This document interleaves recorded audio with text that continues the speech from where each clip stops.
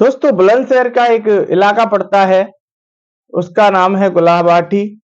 गुलाबबाटी जो यहाँ पर एक चिकित्सक का हत्या होती है, चिकित्सक की हत्या को इस प्रकार अंजाम दिया जाता है कि 31 गोलियां और 31 टुकड़े और 31 कब्र बनाने की प्लानिंग कर ली जाती है।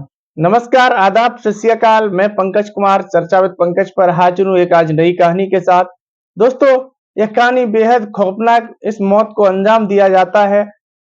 कहानी के आखिरी तक बने रहना। मैं आपको बता दूं कि इस कहानी में एक कहानी जो सच्ची घटना एक बुलंदशहर की है, इसमें सबसे अधिक चौंकाने वाला 31 गोलियां, 31 टुकड़े। डॉक्टर जो जिस चिकित्सक शादाब था, डॉक्टर था वो पेशे से, उसकी हत्या 31 टुकड़े करके उसके जो विरोधी होते हैं वो कर देते हैं। इस हत्या का अंजाम देने का कारण सिर्फ एक ही था कि जो डॉक्टर शादाब है, इसके भाई ने इरफान की हत्या कर दी थी। इरफान का साला जो था, उसने अपने जीजा का बदला लेने के लिए इस तरीका से शातिर प्लान किया कि डॉक्टर शादाब की वह 31 गोलियां मारकर भून देता है, फिर 31 टुकड़े करता है और 31 कब्र खोलने की प्लानिंग कर लेता है।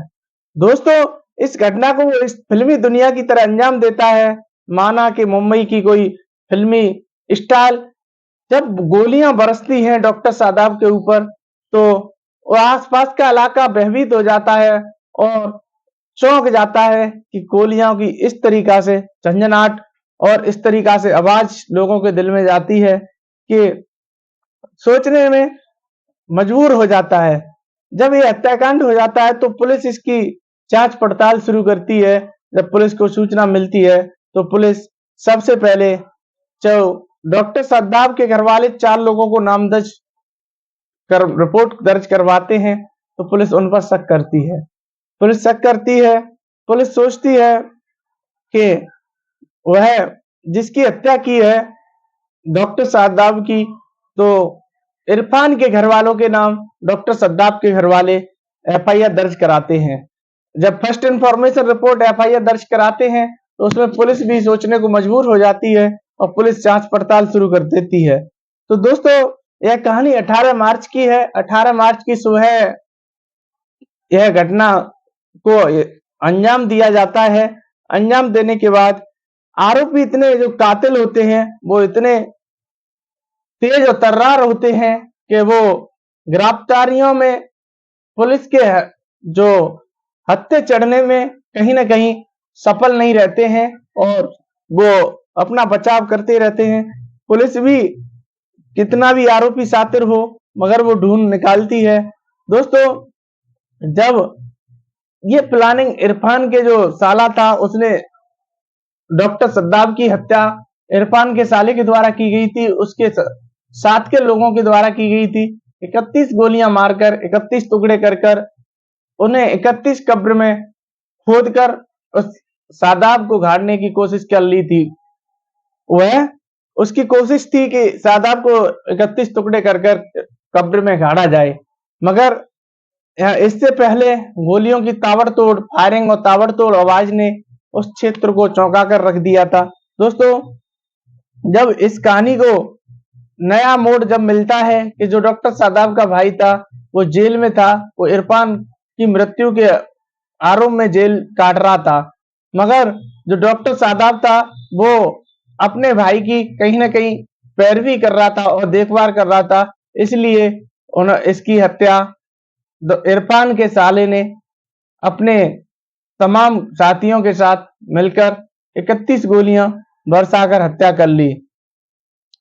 दोस्तों, इसमें जो मेन कहानी है वो यह छिपी हुई है कि बहरहाल अपराधी पास होते रहे, मगर जहां जहां जाकर वो हारता है उसी मुकाम पर पुलिस या किसी एजेंसी जीत लिखी होती है।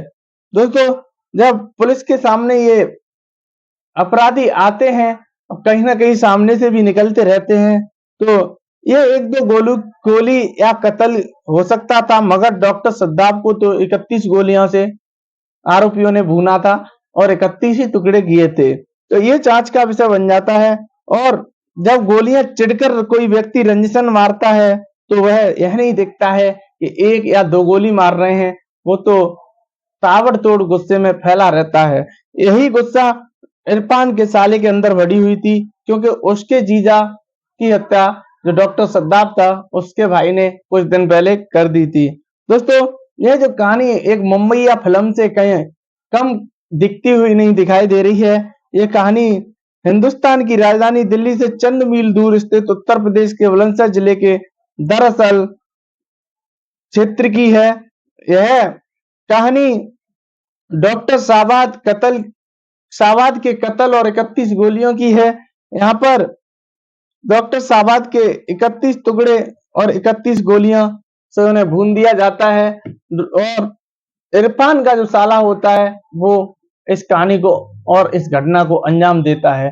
दोस्तों, बुलंदशहर में 18 मार्च को पूरे जिला ही नहीं बल्कि उत्तर प्रदेश के कोने कोने में इस घटना का अपने आप में एक ऐसा वायरल सा फैल जाता है कि 31 गोलियां और 31